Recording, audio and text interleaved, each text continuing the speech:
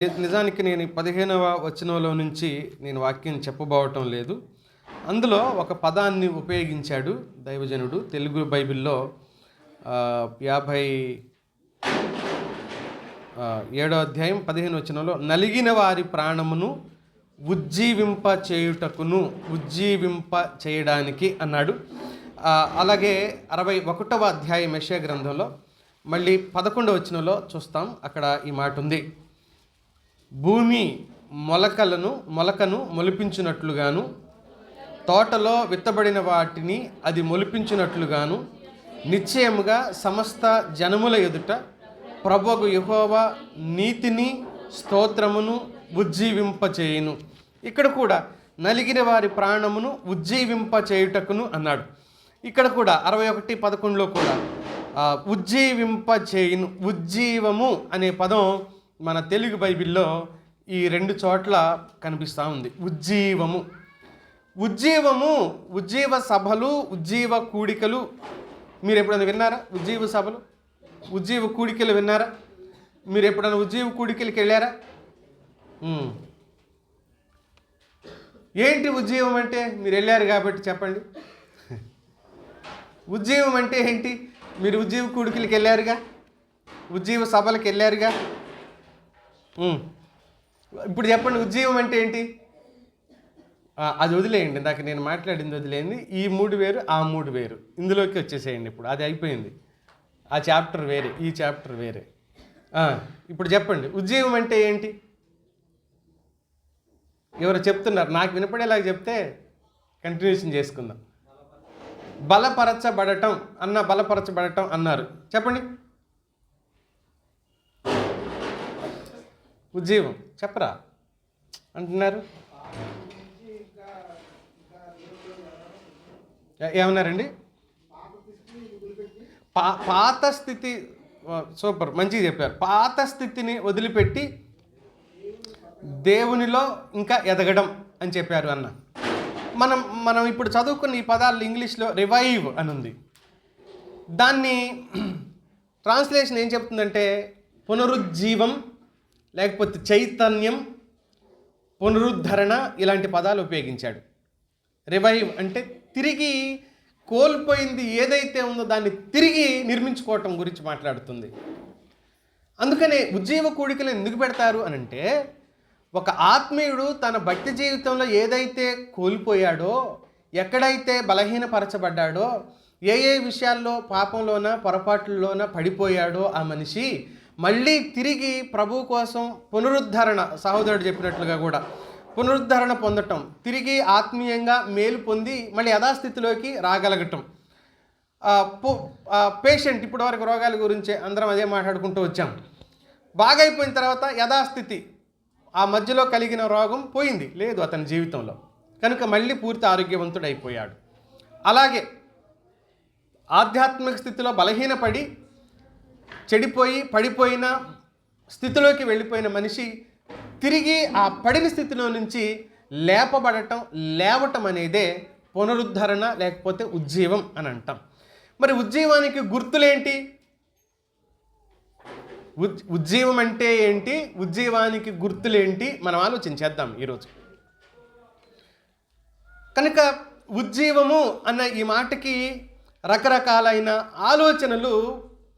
సాధారణంగా ఎవరైనా పాట పాడుతున్నారనుకోండి, కొంచెం శృతి అటు ఇటు అవుతున్నా, లేకపోతే స్కేలు తక్కువ చేసి స్లోగా పాడుతున్నారనుకో, ఆ తబలాకి రాదు, దీనికి రావట్లేదు అనుకో, అప్పుడు ఎవరన్నా అంటూ ఉంటారు ఏమనంటే, కాస్త ఉజ్జీవంగా పాడు అని.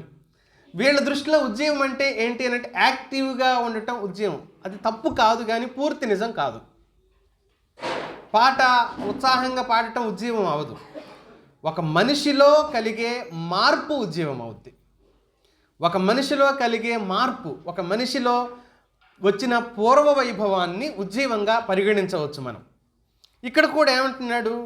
ఎండిపోయిన మొలకలో నుంచి తిరిగి వస్తుంది, నలిగిపోయిన అంతరంగంలో నుంచి తిరిగి అతడికి ఆదరణ కలుగుతుంది కదా, దానినే ఉజ్జీవం అని అన్నాడు. కోల్పోయిన ఆనందం, ఆదరణ మళ్ళీ తిరిగి ఇవ్వటాన్ని ఇక్కడ ఉజ్జీవం అన్నాడు. కనుక నేను కొంతమంది వ్యక్తులను మీ దృష్టికి తీసుకుని వస్తూ కొన్ని సందర్భాలను వివరించే ప్రయత్నం చేస్తాను. ఉజ్జీవము అని అంటే పునరుద్ధరణ, తిరిగి పునరుద్ధరించబడటము, చైతన్యపరచబడటం, ఇవి మన జీవితాలలో జరగటాన్నే ఉజ్జీవం అని అంటాం. ఎప్పుడో రక్షించబడినప్పుడు ఉన్న ఆ ఉత్సాహం, ఆ స్పీడ్, ప్రభు కోసం ఏదైనా చేద్దాం, సహించుదాం, అవసరమైతే చచ్చిపోయినా మంచిదే, సర్వస్వం త్యాగమైన చేసుకుంటాను నేను, నాకు ప్రభు తప్ప నాకు ఇంకెవరూ లేరు, నాకు ప్రభువే ముఖ్యం అనుకున్న రోజు నుంచి ఈ రోజు వరకు ఒకేలాగా బ్యాలెన్స్డ్గానే ఉన్నామా భక్తి జీవితంలో అని ప్రశ్నించుకోగలగటం, ప్రశ్నించుకొని తిరిగి యథాస్థానంలోకి మళ్ళీ మనం రాగలగటమే దాన్నే ఏమన్నాడు అని అంటే ఉజ్జీవము అని అన్నాడు. నేను కొంతమంది వ్యక్తుల్ని త్వరగా జ్ఞాపకం చేస్తాను. ఆదికాండం ఒకసారి వద్దాం. ముగ్గురు మూర్తులను గురించిన ఉదాహరణ. మొదటి పాయింట్, ముగ్గురు మూర్తులను గురించిన ఉదాహరణ. 1 ఆదికాండము 12వ అధ్యాయం 14-15 వచనాలు. ఆదికాండము 12, 14, 15. అబ్రహాము ఐగుప్తులో చేరినప్పుడు ఐగుప్తీయులు ఆ స్త్రీ మిక్కిలి సౌందర్యవతి అయి ఉండుట చూచిరి. ఏ స్త్రీ? శారమ్మ గురించి మాట్లాడుతున్నారు. శారమ్మ మిక్కిలి సౌందర్యవతిగా ఉంది అని ఫరో రాజులకు ఎవరో చెప్పారంట, ఆమెను గురించి పొగిడాడంట. అప్పుడు ఫరో అన్నాడంట, అయితే ఆమెను తీసుకురండి నా దగ్గరికి అన్నాడు. వెంటనే శారమ్మని ఐగుప్తు సైనికులు కిడ్నాప్ చేసి తీసుకెళ్ళిపోయారు. రాజులు సహితం చూసి ఆమెను కిడ్నాప్ చేయగలిగే సౌందర్య రాశి శారమ్మ. బహుశా ఇక్కడ ఆమెను కిడ్నాప్ చేసినప్పుడు నేను అనుకుంటున్నాను ఆమె వయసు 65 సంవత్సరాలు ఉంటాయేమో అనుకుంటున్నాను. 65 సంవత్సరాలు కలిగిన ఒక వృద్ధురాలిని చూసి, ఆమె అందాన్ని చూసి ముగ్ధుడైపోయిన ఆ ఫరో రాజు ఆమెను ఏమంటున్నాడు? కిడ్నాప్ చేస్తేండి ఆమెను నా కోసం అన్నాడు. ఆమె చూడ్డానికి ఎలా ఉందో ఊహకు అందదు. సరే, ఇది అలా ఉంచి తర్వాత ఏం జరిగిందో చూడండి. 20వ అధ్యాయానికి రండి. ఆదికాండము 20వ అధ్యాయం 2వ వచనం చూడండి.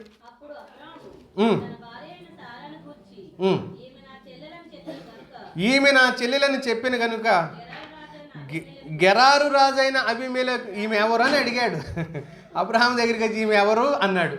అప్పుడు అబ్రహాం అన్నాడు, ఎందుకైనా మంచిది, వీడికి నా చెల్లెలు అని చెప్తే బాగుంటుంది, తీసుకెళ్తాడు, నన్ను చంపకుండా తీసుకెళ్తాడు అని చెప్పి నా భార్య కాదు నా చెల్లెలు అని అన్నాడు. అప్పుడు గెరారు రాజు అబీమెలెకు ఏం చేశాడు? ఆమె ముగ్ధ మనోహర సౌందర్య స్వరూపానికి తన్మయత్వం చెంది ఏం చేశాడంటే మళ్ళీ కిడ్నాప్ చేశాడు. అప్పుడేమో ఫరో రాజు కిడ్నాప్ చేశాడు, ఇప్పుడేమో గెరారు రాజు కిడ్నాప్ చేశాడు. ఫరో రాజు కిడ్నాప్ చేసినప్పుడు ఆమె వయసు 60-65 సంవత్సరాల మధ్యలో ఉండొచ్చు అని అంచనా. ఇప్పుడు ఎంత తెలుసా మీకు? అక్షరాల 90 సంవత్సరాలు ఈమెకి. అక్షరాల ఈమెకి ఎన్ని సంవత్సరాలు ఇప్పుడు? 90 సంవత్సరాలు. క్షమించాలి, 70 సంవత్సరాలు. 70, 90 ఒక్కసారి చూసి చెప్తాను ఉండండి. 90 సంవత్సరాలు అనుకుంటున్నాను. ఆ తర్వాత మనకు కనబడుతుంది. ఆ వయసులో ఆమెను కిడ్నాప్ చేయటం అనే ఒక విషయం చాలా ఆసక్తిని కలిగించే విషయం. ఆమె చూడ్డానికి ఎలా ఉంది అని మనం చెప్పుకోలేం, కానీ ఆమెను ఆ వయసులో కిడ్నాప్ చేశారు అనే విషయం మనం గమనించవచ్చు. విచిత్రం ఏంటంటే, విషాదకరమైన స్థితి ఏంటంటే ఆమెకు అప్పటికి పిల్లలు లేకపోవటం, ఆమె పిల్లలను కనకపోవటం. సౌందర్య రాశి, చూడగానే చూపరులను ఆకర్షించగలిగే సౌందర్యం, కానీ తన భర్తకు పిల్లలను కనలేని గొడ్రాలు శార. రెండవ మూర్తిని, వ్యక్తిని మీ దృష్టికి తీసుకుని వస్తాం. ఆదికాండము 29వ అధ్యాయం 17వ వచనంలో చూద్దాం. అమ్మా, రాహేలు రూపవతియు. అత్తగారు ఎలాగుందంటే కోడలు ఇంకా ఈమె కూడా సౌందర్యవతే. వాళ్ళ కుటుంబంలో అలా కలిసి వచ్చింది, మరి ఏం చేస్తాం కానీ. వాళ్ళ అత్తగారు అలా ఉన్నారంటే కోడల గురించి ఏం చెప్తుంది బైబిల్? అమ్మ ఈమె కూడా రూపవతి, రూపసి, సౌందర్యవతి అని చెప్తుంది దేవుని వాక్యం. కానీ ఈమె కూడా అప్పటికి ఏంటి? గొడ్రాలే, పిల్లలు లేరు. ఈమెకి అప్పటికి పిల్లలు లేరు, రాహేల్ అయిపోయింది. మూడవ మూర్తి అన్నానుగా 24వ అధ్యాయం. మళ్ళీ ఇప్పుడు వెనక్కి వద్దాం, 16వ వచనం చూడండి.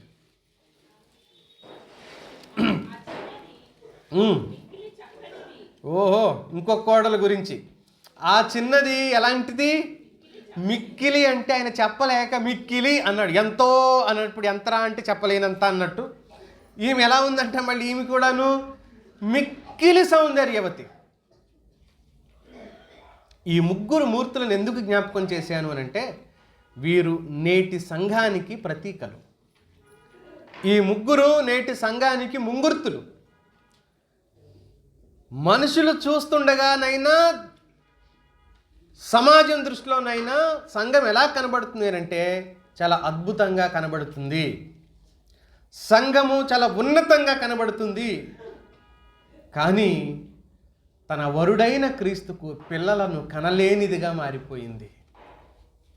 తన వరుడైన క్రీస్తుకు, తన భర్త అయిన ప్రభువుకు సంతాన ప్రాప్తిని కలిగించలేని గొడ్రాలుగా మిగిలిపోతుంది నేడున్న సంఘం. అయితే గీతే మన ఇంట్లో పుట్టి పెరిగిన మన పిల్లలే మళ్ళీ తిరిగి మన సంఘానికి రావాల్సిందే తప్ప, మనలను బట్టి, మన విశ్వాస్యతను బట్టి, మన భక్తి జీవితాన్ని బట్టి, మన చుట్టూ ఉన్న మన సన్నిహితులు ఎవరైనా దేవుని మందిరంలోకి వచ్చే అవకాశం ఉందా? మనం ఎవరినైనా దేవుని సన్నిధిలోకి తీసుకురాగలుగుతున్నామా? మనం ఎవరికైనా స్వార్థ ప్రకటించి నిత్య జీవాన్ని గూర్చిన ఆలోచన వారికి ప్రకటించి వారిని దేవుని సన్నిధిలోకి తీసుకొని రాగలుగుతున్నామా మిత్రులారా? విచిత్రం ఏంటంటే ఈ ముగ్గురు గురించి ఏం చెప్తుందో చూడండి. మళ్ళీ ఆదికాండం 11వ అధ్యాయం 30వ వచనం. 11వ అధ్యాయం 30వ వచనం చాలు. 25వ అధ్యాయం 21వ వచనం. ఇస్సాకు భార్య గొడ్రాలు గనుక 30వ అధ్యాయం 1వ వచనం. వీళ్ళు ముగ్గురు ఏంటి? గొడ్రాలు అని చెప్పబడుతున్నారు. వీళ్ళు తమ భర్తకు పిల్లలను కనలేని స్థితిలో ఈ స్త్రీలు ఉన్నారు. అందుకని ఈనాటి సంఘానికి ప్రతీకలు వీళ్ళు అన్నాను నేను. ఈనాటి సంఘంలో క్రీస్తుని ఆకర్షించగలిగేవి చాలా ఉన్నాయి. వాక్యానికి లోటు లేదు. చాలా వాక్య ప్రకటనలు జరుగుతున్నాయి మన మధ్యలో.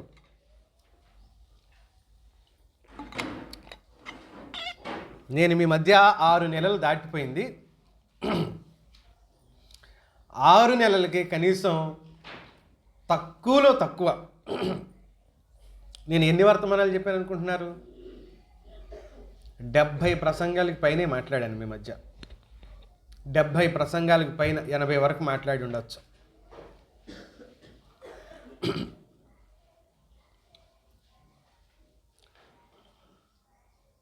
వాక్య ధ్యాన కూడికలు ఉన్నాయి, చక్కని పాటలు ఉన్నాయి, వాయిద్యాలు ఉన్నాయి, మంచి మందిరము ఉంది, మందిరంలో సౌకర్యము ఉంది, చెమట పోస్తే ఫ్యాన్లు ఉన్నాయి, చీకటి అయితే లైట్లు ఉన్నాయి, వాష్రూమ్స్ ఉన్నాయి, దాహం అయితే మీకు వేడి నీళ్ళు కావాలా చల్లటి నీళ్ళు కావాలా, ఏది కావాలంటే అవి ఉన్నాయి. కింద కూర్చోలేకపోతే కుర్చీలు ఉన్నాయి, దుమ్మంటకుండా కార్పెట్లు ఉన్నాయి, మాట సరిగ్గా అందరికి ఒకేలాగే వినపడాలని అంత పెద్ద సౌండ్ బాక్సులు ఉన్నాయి. ఏమి లేవు మనకు ఈరోజు. దేవుని మందిరంలో ఏ సౌకర్యం తక్కువైపోయింది ఈరోజు మనకు. సౌకర్యాలు అన్నీ ఉన్నాయి, కానీ ఒకవేళ తిరిగి జన్మించిన అనుభవం లేదా, తిరిగి జన్మించిన అనుభవం ఉన్నప్పటికీ అనతి కాలంలోనే ఆత్మీయ జీవితంలో పడిపోయామా? నులివెచ్చని స్థితిలోకి వెళ్ళిపోయామా? ఈరోజు ఇంకా అనేక గుంపులు, అనేక సంఘాలు వాళ్ళు క్రైస్తవులు కాదు. వాస్తవంగా చాలా చర్చిలల్లో ఉండే వాళ్ళందరూ క్రైస్తవులు కాదు. అసలు ఆ సంఘమే క్రీస్తుది కాదు. క్రీస్తు సంఘం ఉన్నంత మాత్రం అది క్రీస్తుదేం కాదు. మళ్ళీ ఇలా విమర్శిస్తూ ఉంటే మళ్ళీ అది అది ఎక్కువైపోయే అవకాశం ఉంటుంది. కనుక స్నేహితులు విమర్శించొద్దు, తట్టుకోలేకపోతున్నాం అంటున్నారు. వాళ్ళు తట్టుకోలేకపోతున్నారు నేను విమర్శించితే. అందరూ క్రైస్తవులు కాదు. గుంపులో ఉన్న వాళ్ళందరూ క్రైస్తవులేం కాదు. సంఘంలో ఉన్న వాళ్ళందరూ క్రైస్తవులు కాదు. శేషమే ఉంటారు ఎక్కడైనా. అందరినీ తిరస్కరించవలసిన అవసరం లేదు. ఆ మాటకు వస్తే ప్రతి సంఘాన్ని తిరస్కరించవలసిన అవసరం లేదు. కానీ అన్ని సంఘాలు క్రీస్తుకు చెందినవి కావని మాత్రం ఖచ్చితంగా మనం అర్థం చేసుకోవచ్చు. ఇది సంఘము, మందిరము ఒక సిస్టమేటిక్ కొన్ని క్రమబద్ధమైన పరిచర్యలు ఉన్నప్పటికీ కూడా నిజంగా అది దేవుడు మెచ్చే సంఘాలుగా లేవు. పాపము, రక్షణ, క్షమాపణ, పరిశుద్ధత, నీతిని గురించి బోధించే బోధలు కరువైపోయాయి. మన సహవాసం FIGC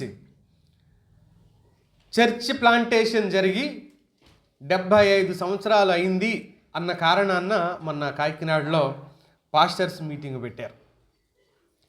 చర్చ్ ప్లాంటేషన్ జరిగి 75 సంవత్సరాలు అంటే సంఘ ఆరాధన ప్రారంభించి, సంఘాన్ని ప్రారంభించి డాక్టర్ JR లారెన్ గారు 75 సంవత్సరాలు అయిన కారణంగా పెట్టారు. తర్వాత చెప్పారు. ఆయన సంఘం ఏర్పాటు చేయబడుతున్న నేపథ్యం ఏంటంటే లూథరన్ చర్చ్కి వెళ్ళేవాళ్ళు. ఆయన లూథరన్ చర్చిలో ఒక విశ్వాసి. ఆయన అప్పటికి ఆయన రక్షించబడ్డాడు. రక్షించబడిన తర్వాత మెయిన్ లైన్ చర్చెస్ ఏవైతే ఉన్నాయో వీళ్ళు బోధించే Baptist, Lutheran, Catholic, church of South India ఇలాంటి సంఘాలు రక్షణ సువార్త ప్రకటించడం అంటే CSI church of South India అంటే రక్షణ సువార్త ప్రకటించడం లేదు అని ఒక విప్లవాత్మకమైన మార్పు ఆ కాకినాడ పరిసర ప్రాంతాల్లో తీసుకొచ్చాడు ఆయన. ఇది తప్పు మీరు చేసేది, రక్షణ సువార్త ప్రకటించాలి, మారు మనసు ప్రకటించాలి, నిత్యజీవం గురించి, పరలోకము నరకం గురించి ప్రకటించాలి, పరిశుద్ధతను గురించి ప్రకటించాలి అని చెప్తే వాళ్ళు పట్టించుకోకపోతే పట్టించుకోకపోయారు అని విశ్వాసులకు బోధించడం మొదలు పెడితే చాలామంది మారు మనసు పొంది రక్షించబడుతున్నారు. అప్పుడు పెద్దలందరూ, మెయిన్ లైన్ చర్చ్ పెద్దలందరూ కలిసి సమకూడి ఒక ఆలోచన చేశారంట ఆ రోజు. ఏంటి ఆలోచన అంటే, మనం ఇలాగే చూస్తూ ఊరుకుంటే మన సంఘంలో వాళ్ళందరూ రక్షించబడతారేమో JR లారెన్ వల్ల. కాబట్టి అసలు లారెన్ని మన చర్చికి రాకుండా వెలివేస్తున్నామని ప్రకటన చేశారంట ఆ రోజు ఆయన్ని. ఇక నుంచి ఈయన ఏ చర్చికి రాకూడదు, చర్చిలోకి అసలే అడుగు పెట్టకూడదు. ఎందుకు రక్షణలోకి నడిపిస్తున్నాడు వీళ్ళందరినీ, మారు మనసులోకి నడిపిస్తున్నాడు వీళ్ళందరినీ, పరిశుద్ధత గురించి చెప్తున్నాడు వీళ్ళందరికీ. కాబట్టి ఈయన మన చర్చికే రావద్దని వెలివేశారు. అప్పుడు ఆయన మీ చర్చికి రావద్దంటే పర్వాలేదులే, ఏం చేస్తాము, మరి వీళ్ళు అక్కడికే వెళ్తున్నారు, నేను ఒక్కడిని బయటకు వచ్చాను, ఏం చేయాలి, వీళ్ళని రక్షించబడిన వాళ్ళని కాపాడాలి కదా అని అప్పుడు ఒక ఇంట్లో పెరట్లో ఆయన ఆరాధన మొదలుపెట్టాడనమాట. ఆ విత్తనమే ఈ రోజు వరకు, ఈ సారపాకలో ఆరాధన జరిగే వరకు అది నడిపించబడింది. ఆ పరిచర్య ఆయన ఆ రోజు తీసుకున్న నిర్ణయం. వెలివేసినోడికి తెలియదు ఇది ఒక ప్రభంజనం అయిపోతుంది, ఒక ఉజ్జీవకరమైన స్థితి దేశంలో నలుమూలల, వీళ్ళు కాపాడుకోలేదు, నాయకులే కాపాడుకోలేదు, దేశంలో నలుమూలల వ్యాపించింది ఈ పరిచర్య. దేశంలో నలుమూలల వ్యాపించింది ఈ పరిచర్య. ప్రతి రాష్ట్రం మారుమూలకి వెళ్ళింది ఈ పరిచర్య. 1962లో ఈ భారతదేశంలో ఉన్న మేధావులు, క్రైస్తవ పండితులు అందరూ కలిసి కర్ణాటక రాష్ట్రం హుబ్లీలో మే 7వ తారీఖున ఒక సభ ఏర్పాటు చేసుకున్నారు. ఆ సభ ఉద్దేశం ఏంటంటే, మన సంఘాలన్నీ ప్రొటెస్టెంట్ సంఘాలే, కానీ ప్రొటెస్టెంట్ సంఘాల్లో కూడా అసత్యం వ్యాపించింది, దుర్బోధలు వ్యాపించాయి.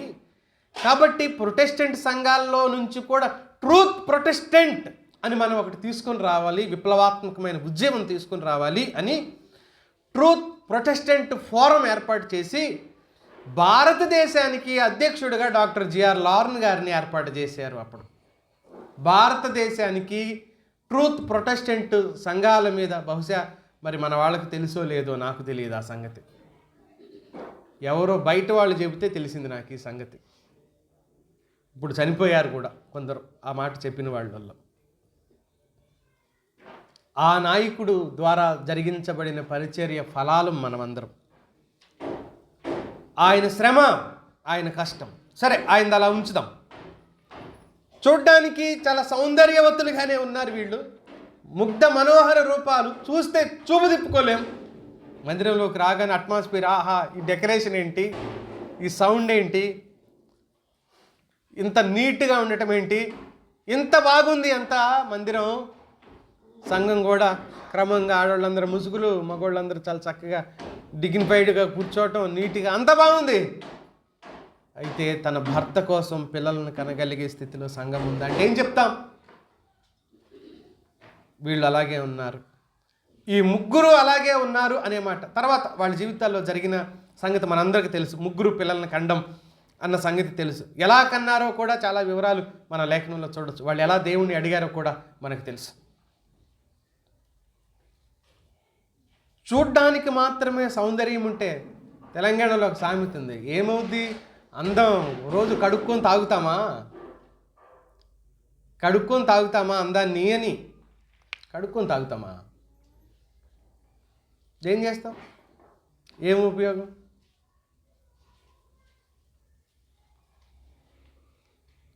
అలాగే మారిపోయాయి సంఘాలు. ప్రభు కోసం పిల్లలను కనలేని సంఘాలుగా, లేకపోతే గొడ్రాలుగా మారిపోయిన, స్త్రీగా మారిపోయిన స్థితిలోకి సంఘాలు వెళ్ళిపోయాయి. రెండో విషయానికి వస్తాను, మనకు సమయం తక్కువ. వాక్యం నిరంతరాయంగా బోధించబడుతున్నప్పటికీ కూడా అందులో ఉన్న సత్యాన్ని స్వీకరించలేని స్థితిలోకి సంఘం వెళ్ళిపోయింది. వాక్యం నిరంతరాయంగా బోధించబడుతున్న వాక్య సత్యాన్ని స్వీకరించలేని స్థితిలోకి సంఘం వెళ్ళిపోయింది. అందుకనే కొరింథీ పత్రికలో పౌలు ఇలా మాట్లాడాడు. 2వ పత్రిక 10వ అధ్యాయం 7వ వచనంలో ఇలా ఉంది. సంగతులను పైపైననే మీరు చూచుచున్నారు. చాలమ్మా. సంగతులు, దైవికమైన సంగతులను ఎలా చూస్తున్నారు? పైపైనే చూస్తున్నారు. కేవలం క్రమాలు అని కొట్టుకు చేస్తామే తప్ప ఆధ్యాత్మికత అని ఆలోచించం. దైవ చిత్తం ఏంటి అని ఆలోచన చెయ్యం. దేవుని మనస్సేంటి అని ఆలోచన చెయ్యం. సంఘము ప్రత్యేకంగా ఉండాలి కదా, సంఘము ప్రత్యేకమైంది కదా, దైవికమైన విషయాల పట్ల ఎంత ఆసక్తిగా ఉండాలి సంఘం. ఏది దేవుని చిత్తమో ఏది దేవుని చిత్తం కాదో అని ఆలోచించాలిగా. స్వార్థం అడుగడుగునా మనుషుల్లో కనబడుతున్నప్పుడు, స్వయము స్వార్థం, నేను, నాది, నా మాట అనుకుంటున్నప్పుడు, ప్రతి దాంట్లో వంకలు వెతుకుతున్నప్పుడు, వంటొచ్చిన మగవాడికి వంకలు ఎక్కువ వస్తాయి. వంటొచ్చిన మగవాడు ఏం చేస్తాడు? వాళ్ళ భార్య ఏం వంట చేసినా ఏమంటాడు? వచ్చి బాగలేదు అంటాడు. వంట రానోడు అనుకో, ఇంతేనేమో పాపం చేయాల్సింది, ఆమె మాడిచిపెట్టినా కూడా ఓహో ఇలాగే వండాలేమో దీన్ని అనుకుంటాడు రానోడు. వంట వచ్చినోడు ఏం చేస్తాడు? ఇదిగో అన్నం ఉడకలా. ఒక ఆయన అన్నం నాకు కూడా వంట వచ్చు కానీ ఆయన అన్నమే ఉడకలేదు అని అనేసరికి నాకు ఆశ్చర్యం వేసింది. అన్నం ఉడికింది లేదు కూడా గుర్తించగలిగే ఆయన అంత లేదులే మనకు అనిపించింది. పోనీలే మన కుటుంబాలు బాగానే బతుకుతాయి అనుకున్నాను. అప్పుడు ఉడకలేదు అన్నం అంటున్నాడు, బాగానే ఉందిగా అనుకుంటున్నాను నేను. వంకలు చూడండి, వంట వచ్చిన మగాడి కంట వంకలు ఎక్కువ వస్తాయంట. సేమ్ ఆ టైపే. ప్రతి దాంట్లో వంకలు వెతుక్కున్నావు అనుకో, ఇక నీ దారి డొంకే, రహదారి ఉండదు, మెయిన్ రూట్లోకి రావు. ఆధ్యాత్మికత వెతకాలి, ఆధ్యాత్మికత వైపుకి మళ్ళాలి, ఆధ్యాత్మికత గురించి ఆలోచన చేయాలి. ఆత్మశుద్ధి, అంతరంగ శుద్ధి కోసం మనం ప్రయత్నించాలి, పోరాడాలి, పని చేయాలి, ఆధ్యాత్మిక అభివృద్ధి గురించి ఆలోచించాలి. అందుకని అపోస్తుల కార్య గ్రంథంలో సంఘం గురించి మాట్లాడుతూ ఇలా చెప్పాడు. 2వ అధ్యాయం 40వ వచనంలో పేతురు ప్రసంగంలో పేతురు వారికి చెప్తున్న మాట ఇలా అన్నాడు. మీరు మూర్ఖులకు ఈ తరము వారికి వేరై రక్షణ పొందండి. మూర్ఖులు అంటే పుట్టినట్లు ఏంటో చూసారా? వంకర మార్గాల్లో తిరిగే వాళ్ళకి వేరైపోండి. మనం మూర్ఖత్వం అంటే కేవలం చెప్తే విననోడే మూర్ఖుడు అని అనుకుంటాం. వాడేం చెప్తే వినడు, పోనీ వాడికి ఏమైనా తెలియదు అంటే వాడికి ఏమీ తెలియదు. మరి ఇంకేం చేస్తాడా మనిషి? నువ్వు చెప్తే నేను వినను అంటాడు, పోనీ నువ్వు చేయరంటే నాకేం తెలియదు అంటాడు. ఏం చేయాలి ఆ మనిషితో? చెప్తే వినరు, సొంతగా చేయరు. మూర్ఖమైన వంకరతనం అన్నాడు. మనం వినన తత్వమే అనుకున్నాం, కానీ వంకరతనం, ప్రతి దాంట్లో వంకర వెతకటం అనమాట, ప్రతి దాంట్లో తేడాగా ఆలోచించేయటం అనమాట. ఎప్పుడు ఎదుగుతాం మిత్రులారా మనం ఆధ్యాత్మికంగా? సంఘం చాలామంది, మీరు ఆ మాటకు వస్తే ఈ భూమి మీద పరిపూర్ణమైన సంఘం అనేది ఎక్కడ ఉండదనుకోండి. ఏదో ఒక సమస్యలు, గొడవలు, లోపాలు ఇలాంటివి ఉంటానే ఉంటాయి. కానీ ప్రాథమిక విషయాల్లో ఉంటే మాత్రమే అది ఇబ్బందికరంగా అనిపిస్తుంది అనమాట. అంటే బేసిక్స్లోనే తప్పిపోతేనే ఇబ్బందికరంగా మార్చబడుతుంది అనమాట. ఏ సంఘంలోనైనా ఏదో ఒక సమస్యలు, ఏదో ఒక గొడవలు అది సాధారణంగా ఉంటూనే ఉంటాయి. ఆధ్యాత్మిక విలువలు లేనప్పుడు, ఆధ్యాత్మిక పరిపక్వత లేనప్పుడు మనకేం కలుగుతుంది అని అంటే, ఎక్కడ లేని గౌరవ మర్యాదలు మనం ఎక్కడ కోరుకుంటాం తెలుసా? సంఘంలో కోరుకుంటుంటాం. సంఘంలో మనకి గౌరవాలు దక్కాలి, మనకు మర్యాదలు దక్కాలి అనే భావన కలుగుతుంటుంది చాలాసార్లు. అమ్మ నన్ను అంటాడా నన్న అనేది. చుట్టాల్లో కల్లా పెద్ద చుట్టం ఎవరంటే ఇంటల్లుడంట. చుట్టాల్లో కల్లా పెద్ద చుట్టం ఏంటంటే ఇంటల్లుడంట. కాయగూరల్లో కల్లా పెద్ద కూరగాయ ఏంటంటే వంకాయ అంట. రెండు చేటే. ఈ రెండు చేటే. వాడికి కొంచెం గౌరవం తగ్గిందో మన అమ్మాయి ఉంటుంది వాళ్ళింట్లో. కాబట్టి ఎలాంటోడైనా కూడా మనం ఏమని పిలవాలి? అబ్బా ఎంత గౌరవమో. బయట వాడిని చెప్పుతే ఎవరు కొట్టినా కూడా మన ఇంట్లో మాత్రం మనం అల్లుడిగానే అనాలి కదా. వాడి క్యారెక్టర్ ఎలాంటిదైనా బయట మళ్ళీ మన ఇంట్లో మాత్రమే కింగు, బయట ఏముండదు. సేమ్ మాట అయిపోయే.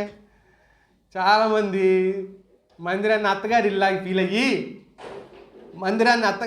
ఫీల్ అయ్యి మందిరంలో నాకు గౌరవం తగ్గింది కాబట్టి నేను మందిరానికి,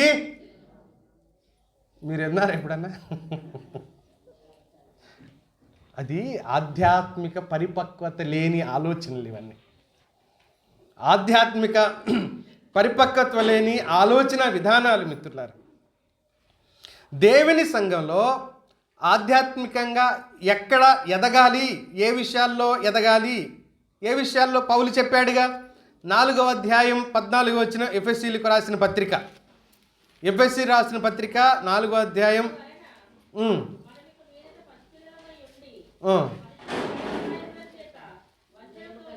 అమ్మా పై వచనం చదవండి.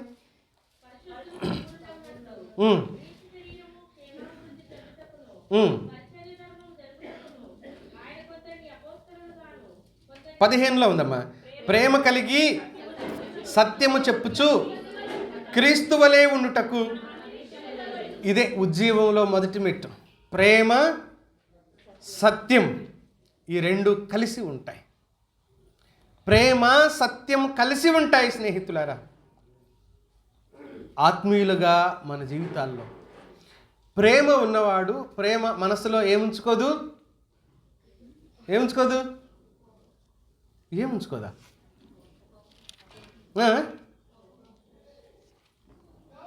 కోపం కాదు. 13వ అధ్యాయం కొరింథీయులకు రాసిన పత్రిక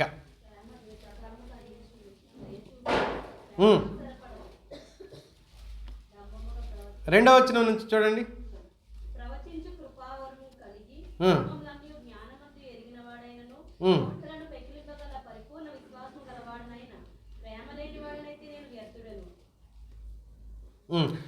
అపకారము 5వ వచనం చివరిలో ఉంది చూడండి. అపకారమును అది ప్రేమ మనసులో ఉంచుకోదు. ఒకనాడు నువ్వు నాకు నష్టం చేసావని అది నేను మనసులో పెట్టుకుంటే నాలో ఏమి లేనట్టు? ప్రేమ లేనట్టు. నిజంగా నాలో నిన్ను ప్రేమిస్తున్నానా లేదని అక్కడ వరకు కాదు, అసలు నాలో ప్రేమ ఉండి ఉంటే, జాగ్రత్తగా వినండి నేను చెప్తానమాట, నాలో ప్రేమ ఉండి ఉంటే నువ్వు నాకు చేసిన అపకారాన్ని నేను మనసులో పెట్టుకోకూడదు.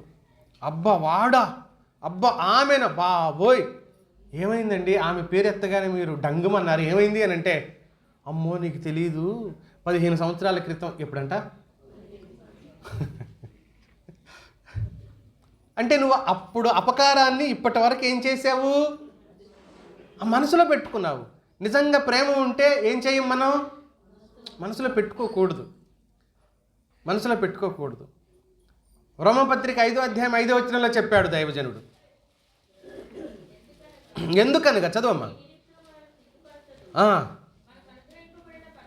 జాగ్రత్తగా వినండి. మనకు అనుగ్రహింపబడిన పరిశుద్ధాత్మ ద్వారా దేవుని ప్రేమ, రక్షించబడిన వెంటనే పరిశుద్ధాత్మ ద్వారా దేవుని ప్రేమ మన హృదయాలలో ఏం చేయబడింది? కుమ్మరించబడింది అన్నాడు.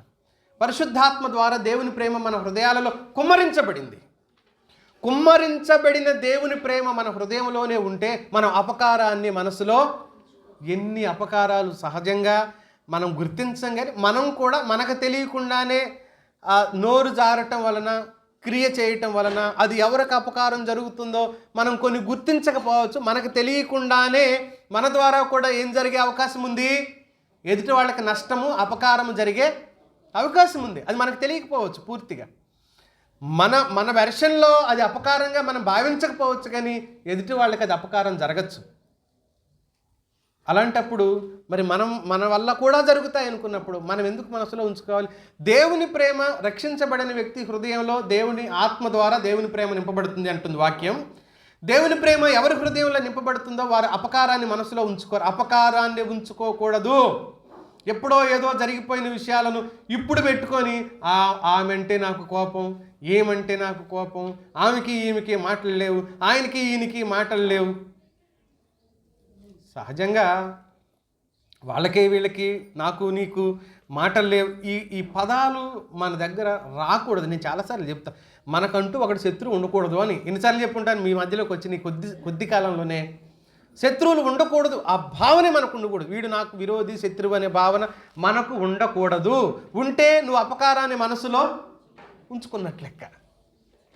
నువ్వు అపకారాన్ని మనసులో ఉంచుకున్న వ్యక్తిగా మారిపోతావు. ఇలా అపకారాన్ని గనక మిత్రులారా మనం మనసులో ఉంచుకున్నట్లయితే మనం దేవుని పిల్లలుగా ఉండలేం. దేవుడు మనల్ని చూసినప్పుడు,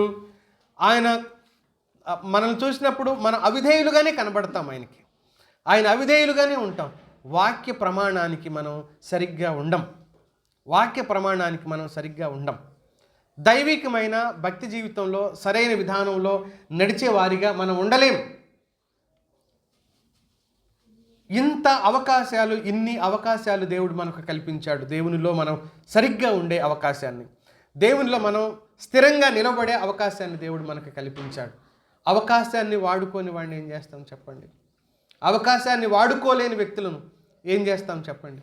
దేవుడు ఒకరోజు నీ విషయమై నేను ఎంత ఎఫర్ట్స్ పెట్టాను, ఎన్ని విషయాలు నీ కోసం, నా ప్రభావాన్ని, నా శక్తిని, నా సామర్థ్యాలను, నా వ్యక్తులను నీ కోసం ఉపయోగించాను నేను, కానీ నువ్వు ఆధ్యాత్మికంగా ఫలించలేకపోయావు.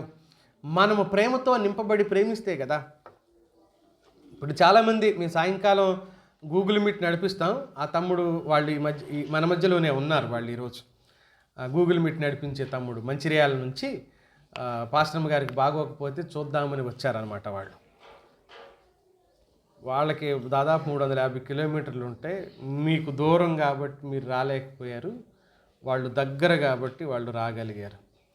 సరే, ఆ విషయం అటు ఉంచితే, ఆ మీట్లో చాలామంది ప్రశ్న అడుగుతారు, మా ఆఫీసులో వాళ్ళకి మేము సువార్త ఎలా చెబితే వింటారు? పాట పాడి చెప్పి వింటారు. ఎలా చెబితే వింటారేంటి? ఎలా చెప్పినా వినరు. మీ ఆఫీసులో వాళ్ళు సువార్త నువ్వు ఎలా చెప్తే వింటారేంటి? ఎలా చెప్తే మనం మాత్రం ఎలా చెప్తాం? నోటితో చెప్తాం, మాట్లాడే చెప్తాం. ఎలా చెప్తాం? డ్యాన్సులు చేసి చెప్తాం ఏంటి? పోనీ పాట రూపంగా చెప్తామేంటి? కాదు కదా. ఎలా చెప్పినా వినరు.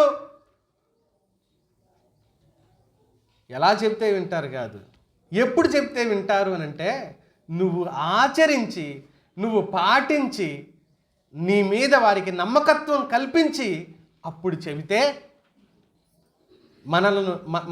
మనమైనా ఎవరు చెప్తే వాళ్ళ మాట వింటామేంటి? వింటామా? ఎందుకు వింటాం? వినం. ఎవరు చెప్పినా వినం. నమ్మకస్తులు చెప్తే వింటాం. మనకు వారి మీద నమ్మకం అనిపిస్తే అప్పుడు వింటాం వాళ్ళు చెప్పే మాట. మన ప్రవర్తన, మన జీవన విధానం సరిగ్గా ఉండి వాళ్ళు కనుక మనకు చెప్పారనుకో, మనం అప్పుడు చెప్పామనుకో, వాళ్ళు వింటారు. అందుకని నేను 23వ కీర్తన మీద ఒక పుస్తకం రాయదలిచి దాన్ని విశేష సూచిక రాస్తే నాకు 91 పాయింట్లు వచ్చినాయి దాని మీద రాయటం కోసం. సగం ఆపి రాసి అలా వదిలేసి చాలా కాలం అయిపోతుంది.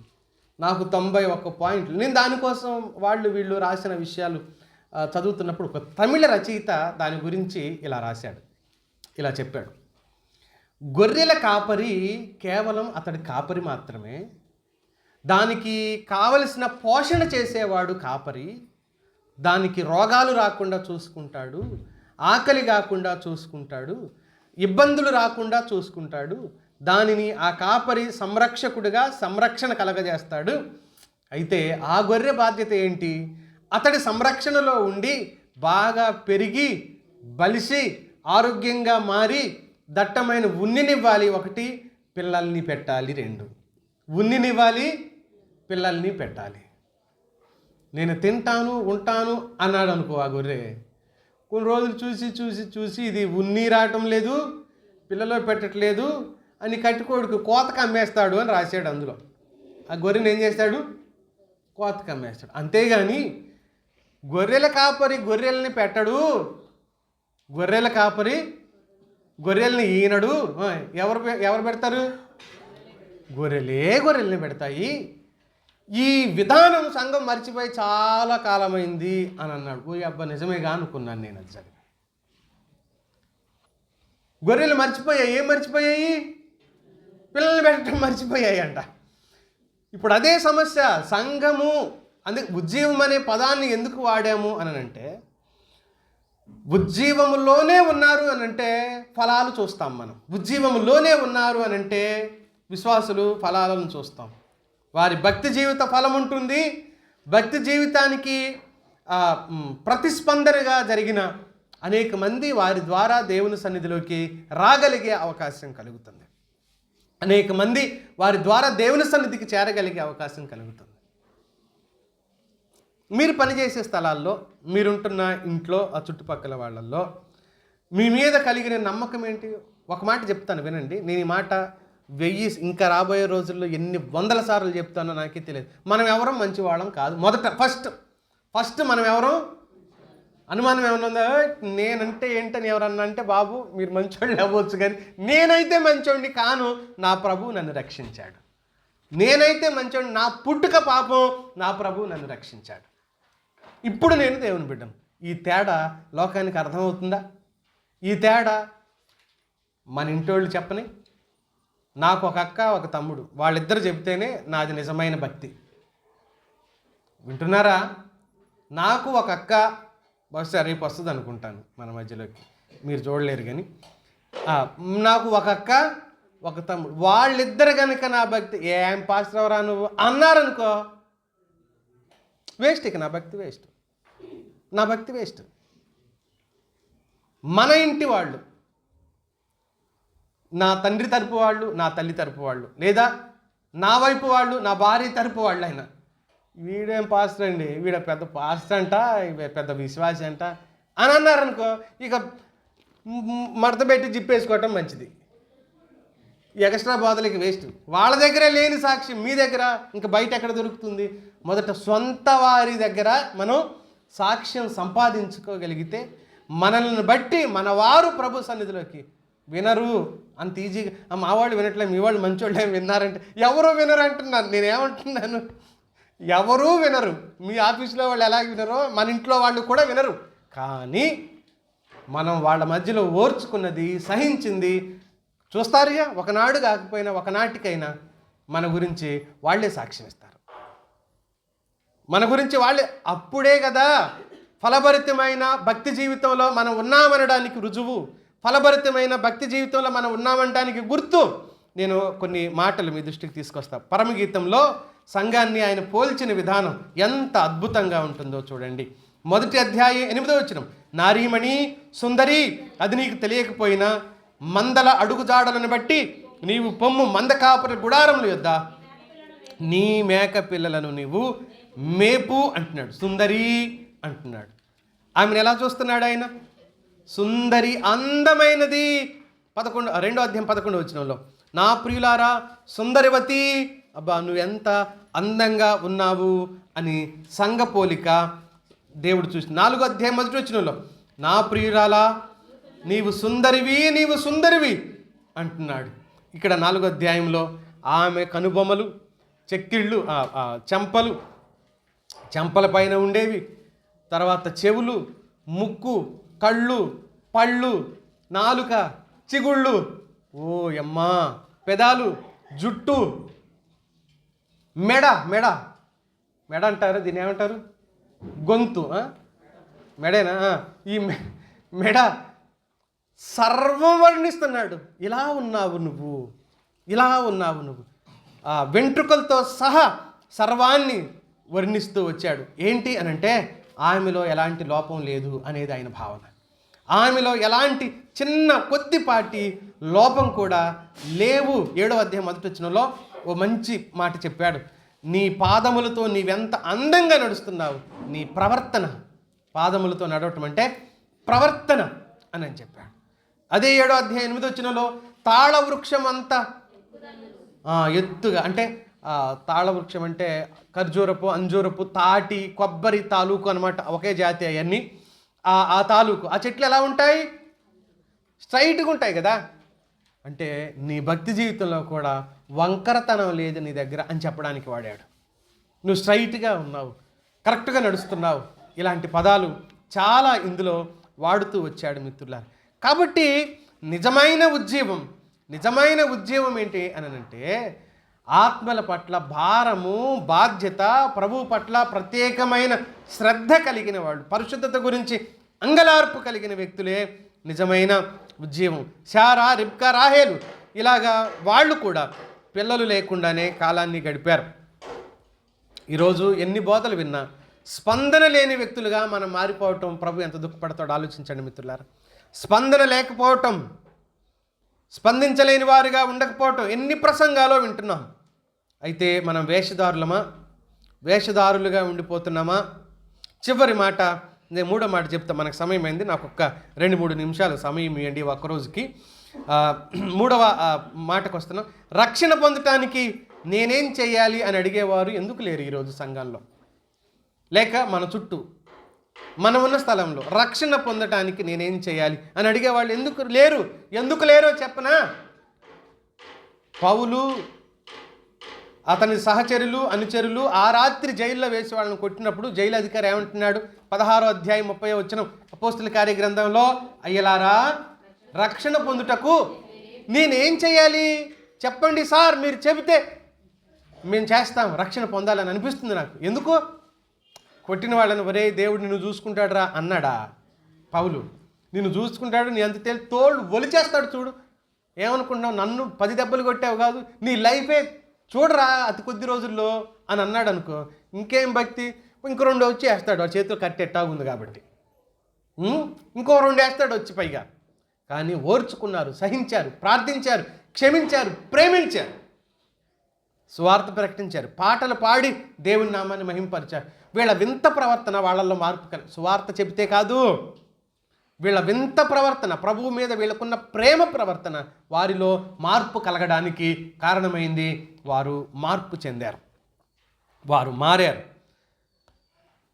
పిల్లలు కనలేకపోవటం, మనం తిరిగి పునరుత్పత్తి కేంద్రంగా సంఘాలు ఉండకపోవటం, పునరుత్పత్తి కేంద్రాలుగా సంఘాలు మారకపోవటం.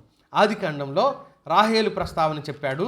ఒకసారి చూడండి, రాహేలు 30వ అధ్యాయానికి రండి. 1వ వచనంలో రాహేలు తాను యాకోబునకు పిల్లలు కనకపోవట చూచి తన అక్క యందు అసూయపడి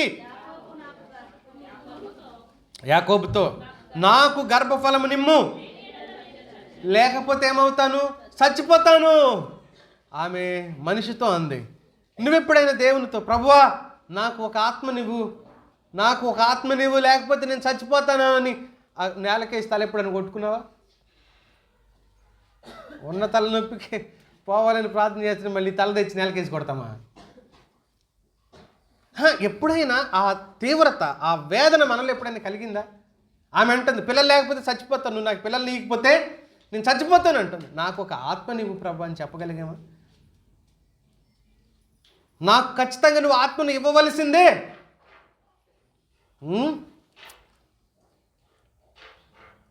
పిఎం సామ్యుయల్ గారని ఐపీసీ ఇండియన్ పెంతెకోస్త్ మిషన్ని ఆంధ్రప్రదేశ్ రాష్ట్రానికి తీసుకొచ్చిన వాడు ఆయన. ఐపీసీ ఇండియన్ పెంతెకోస్త్ మిషన్ చాలా గొప్ప పండితుడు. ఆ తమిళియన్ ఆయన ఆంధ్రప్రదేశ్ గోదావరి ప్రాంతాల్లోకి వచ్చినప్పుడు తర్వాత విజయవాడలో ఉన్నారు చాలా కాలంగా.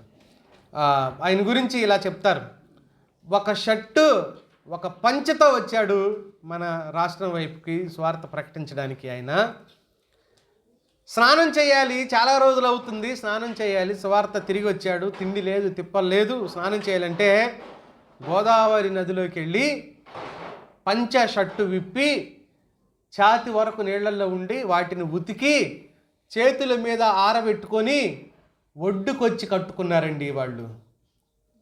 దేవుని పక్షాన నిలబడిన విధానం చూడండి.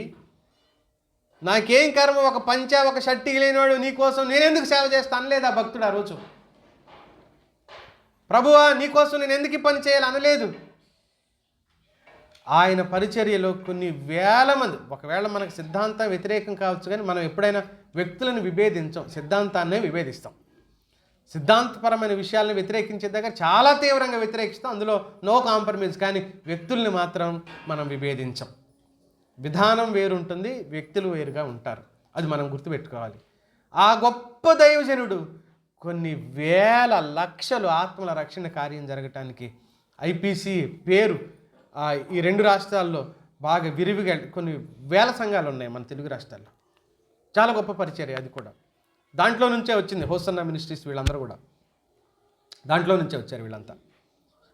అంత గొప్ప పరిచర్య, ఎంత త్యాగాలతో చేశారు ఆత్మల రక్షణ కోసం. ఈరోజు మనకేమి సంబంధం, మనకేంటి అనుకుంటే కాదు ఈ లాజిక్ మర్చిపోతున్నాం. గొర్రెలు కాపరి కాస్తా ఉంటే ఉన్ని రావట్లేదు, వాటితో పిల్లలు రాకపోతే ఎంత నిష్ప్రయోజనం ఆ పరిచర్య. ఆలోచించండి ఒకసారి. మన మధ్యలో జరుగుతున్న పరిచర్య నిష్ప్రయోజనం కాకూడదు మిత్రులారా, ప్రయోజనకరంగానే జరగాలి. అన్న ఎలా ఏడ్చి ప్రార్థించింది, నాకు పిల్లల్ని ఇవ్వు, ఇవ్వయ్యా, ఇస్తే నీకే ఇస్తానులే, నాకేం వద్దు కానీ అని అన్న బేరమాడి ప్రార్థించిన సందర్భం. రాహేల్ ఏమంటుంది, పిల్లలు లేకపోతే నేను చచ్చిపోతాను. ఎప్పుడైనా ఈ తీవ్రత నీకుందా? ప్రభువా ఇన్ని సంవత్సరాలు అయింది నేను నమ్మి, నేను ఒక వ్యక్తినైనా రక్షణలోకి నడిపించగలిగానా? నడిపించలేకపోయాను, నీ పక్షాన నేను పని చేయలేకపోయాను, నాకు ఒక ఆత్మనివ్వు ప్రభువా అని ఎప్పుడైనా గోజాడావా? ఎప్పుడైనా మొరపెట్టుకున్నావా? ఏదో వస్తున్నాం పోతున్నాం, మనం అబద్ధాలు మానేసాం, మోసాలు మానేసాం, లేకపోతే బూతులు మానేసాం, తిట్లు మానేసాం, ఇంకేదో మానేసాం కాబట్టి మనం బాగున్నాం కాబట్టి మనలో మనం ఆత్మ సంతృప్తి పొందుకోవటం అవుతుంది తప్ప ప్రభువుని సంతృప్తి పరచలేకపోతున్నాం కాదు. మన భక్తి జీవితం ద్వారా ప్రభువుని మనం ఆనందపరచలేకపోతున్నాం కాదు, ఒక ఆత్మను రక్షించుకోలేకపోతున్నాం, ఒక ఆత్మని రక్షణలోకి నడిపించుకోలేకపోతున్నాం. మిత్రులారా, ప్రభు సన్నిధిలో ఎంతగా మనం రోధించాలి. తర్వాత యోవేలు గ్రంథంలో చెప్తాడు ఈ మాట. నేను 1-2 సందర్భాలు, నేను చాలా విషయాలు చెప్పాలనుకున్నాను కానీ నాకు దొరికిన టైమే తక్కువ దొరికింది ఈరోజు. యోవేలు గ్రంథం 1వ అధ్యాయం 17వ వచనంలో చెప్పాడు, విత్తనం ఏమైపోతుంది, మంటి పెడ్డల కింద కుళ్ళిపోతుంది. వాస్తవంగా అక్కడ నిజానికి విత్తనమే జరిగిందిలే. మనం ఇలా ఆలోచన చేద్దాం. ప్రకటించబడిన దేవుని వాక్యం అదే విత్తనమైతే అది కుళ్ళిపోతూ ఉంటే దేవునికి ఎంత దుఃఖం కలుగుతుంది. సంఘం అనే స్త్రీ పిల్లలను కనలేనిదిగా మారిపోతుంటే, ప్రార్థించలేనందున, ప్రవర్తన లోపం జరిగినందున ఇలాంటి స్థితి. అందుకనే దేవుణ్ణి మనం అడగాలి, ప్రభు తిరిగి కడవరి వర్షం మా సంఘం మీద, మా మీద కురిపించు. నిర్ణయ కాలం రానే వచ్చింది. శారా గర్భవతి అయింది, రాహేలు గర్భవతి అయింది, లేయా గర్భవతి అయింది, రిబ్కా గర్భవతి అయింది. వాళ్ళందరూ పిల్లల్ని కన్నారు. ఆలస్యమైందేమో కానీ వాళ్ళందరూ ఏమయ్యారు? పిల్లల్ని కన్నారు. భారము, బాధ్యత, ఆసక్తి, దైవీకమైన నడిపింపు మిత్రులారా మనకి ఎంత అవసరమై ఉందో ఒకసారి ఆలోచించండి. ఈరోజు మనం ప్రభువులోనే ఉన్నాం, ప్రభువుని సంతోషపెట్టలేని భక్తి మనం, అది ఎంత బాధాకరం. అందుకని రివైవ్ అంటున్నాడు. ఉజ్జీవము అని అంటే ప్రభువు కోసం ఉపయోగపడలేని ఉత్సాహాలు, ప్రోత్సాహాలు వ్యర్థం.